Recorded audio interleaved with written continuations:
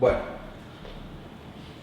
el reglamento de 1923, aunque entró en vigor el 1 de enero de 1924, nunca tuvo efecto cumplimiento. ¿Por qué? Porque antes de que empezara la temporada taurina, entró en vigor el reglamento de 1924, que fue el día 21 de febrero de 1924.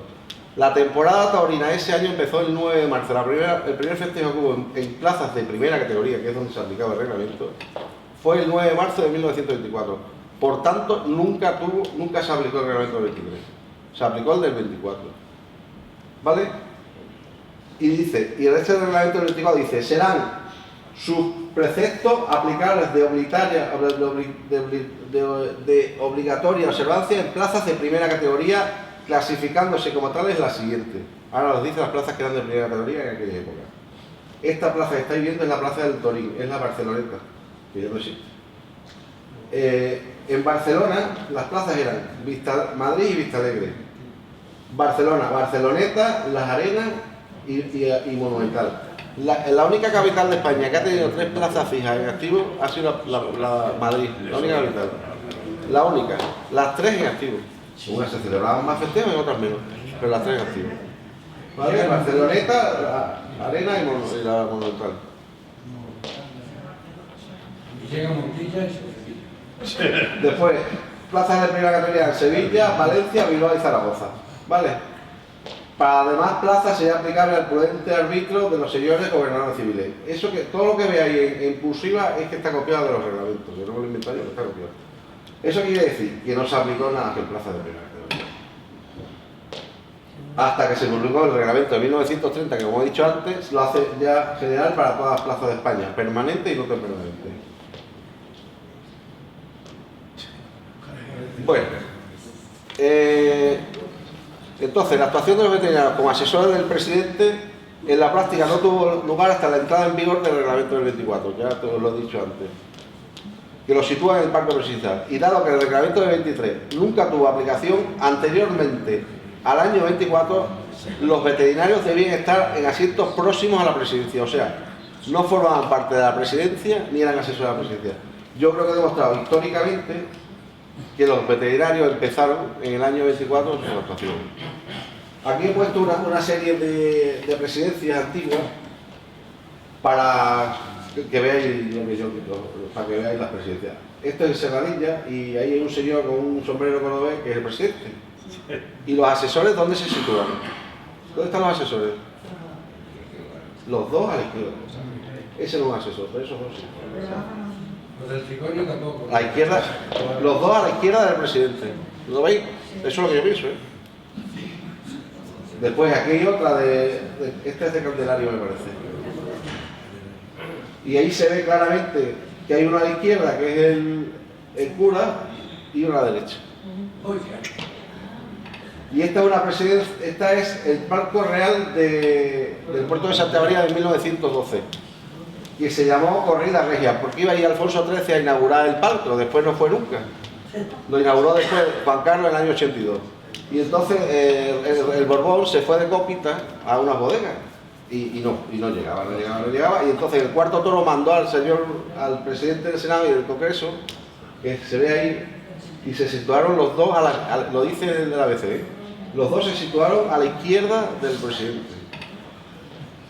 Antes tenía la costumbre de poner ¿cómo se llama eso? Lo que tocan, la banda, debajo del palco. Después ya lo hemos montado mucho y ya lo llevamos. Bueno, ahora vamos a hablar, esto no lo iba a dar ya, lo iba a dar mi compañera, y es las funciones de los asesores en la presidencia. Si alguien sabe esa plaza, es que no sé cuál es. ¿Alguien sabe dónde es? Puede ser de Córdoba, ¿no? No, esa no es de Córdoba. La de Córdoba es más nueva. No. Es que no lo sé, yo creo que ya no existe, pero no sé, nadie me ha dicho, no puedo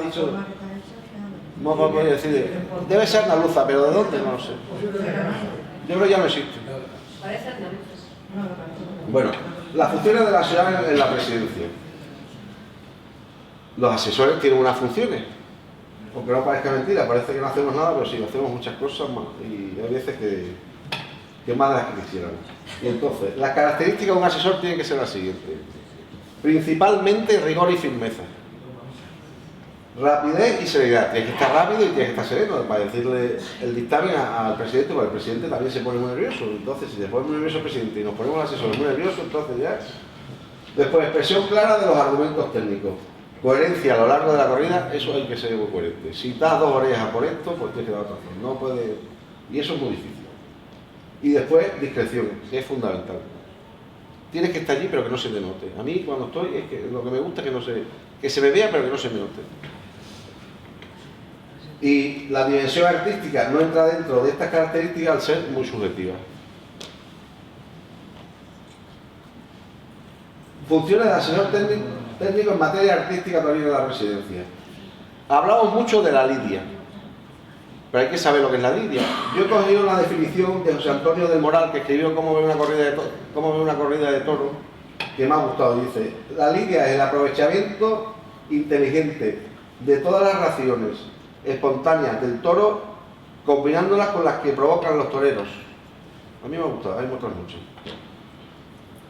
Entonces, ¿quién es el asesor taurino? Pues el asesor taurino es un profesional, puede ser un profesional retirado o una persona de reconocida competencia, suele ser un aficionado de prestigio. Se situará a la izquierda del presidente, es un cargo gubernativo. Ya veremos luego cuáles son los cargos gubernativos.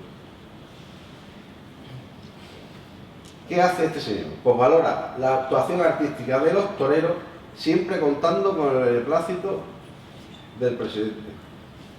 Y debe conocer la lidia en todos sus sentidos, tanto desde un punto de vista del público, de los toreros y de la presidencia. El asesor veterinario de la presidencia debe conocer a la perfección las funciones del asesor taurino. ¿Cuáles son las funciones? Los pañuelos. Tiene que conocer perfectamente los pañuelos. El pañuelo blanco. El pañuelo más importante que hay en una corrida. ¿Qué hacemos con el pañuelo blanco? El pañuelo blanco, el presidente nos señala el comienzo del festejo, el cambio de tercio, los avisos y los trofeos. Es el que sirve para llevar para un correcto transcurso de una corrida. Es el pañuelo principal.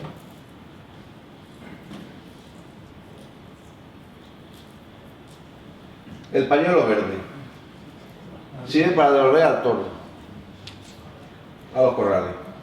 Para ello es necesario que el toro tenga algún problema físico. Quien decide eso siempre es el asesor veterinario. Por lo menos el presidente siempre pregunta, cuando hay un problema siempre pregunta al veterinario. El que tenemos que decir somos nosotros. Estos son... El pañuelo naranja es el indulto del toro. Para ello tiene lugar tiene que pedirlo el público y estar de acuerdo el torero y el ganadero, que eso no lo sabe mucha gente.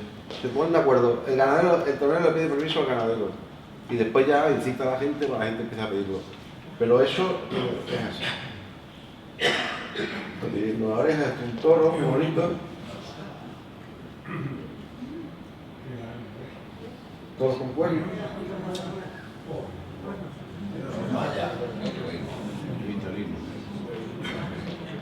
Y el pañuelo rojo ya no se utiliza, pero vamos, en las plazas sigue habiendo las banderillas negras.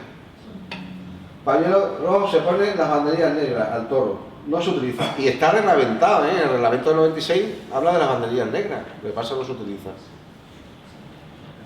Con ello se deja claro la mansedumbre del toro al salir huidizo del caballo y no hacer frente al picador.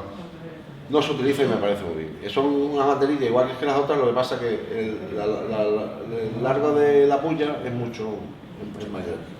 Yo las he visto en la plaza de presencia, me parece que hay allí dos y están ya destrozadas, pero allí están coladas. Las ponen allí porque hay que ponerlo. Los tercios de la lidia. El primer tercio es el tercio de vara.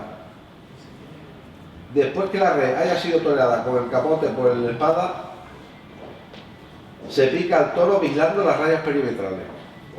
Tras el puñazo, el resto de las espadas, por orden de antigüedad, realizarán los quites, que son los pases con el capote que el torero realiza a lo largo de la corrida.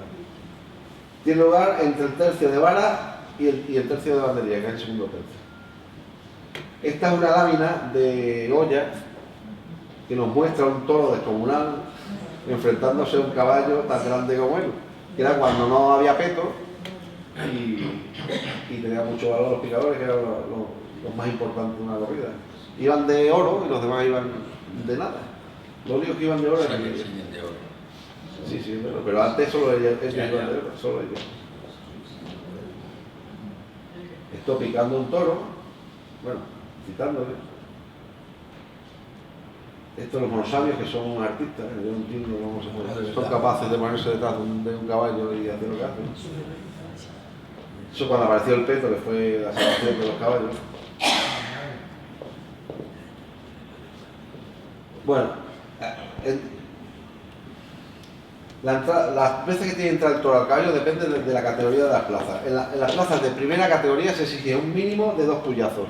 Y en las plazas de segunda y tercera categoría se exige un mínimo de 1 puyazo. Esto es, ¿cómo se dice? El pasillo del toro. Eso no lo dice. Eso también la venta, ¿no? Sí. Sí. Visto un picador haciendo su labor regular, no bien del todo, pero bastante bien.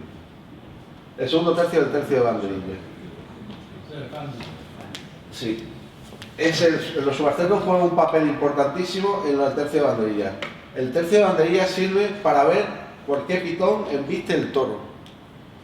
De ahí que se vayan alternando los subalternos, una vez pican de un lado, van de un lado y van de otro.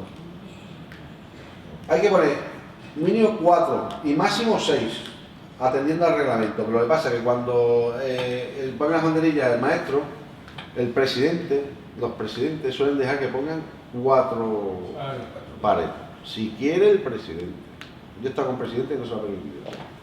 A unos sí y a otros no. El presidente es la máxima autoridad y hace lo que él quiera que conveniente.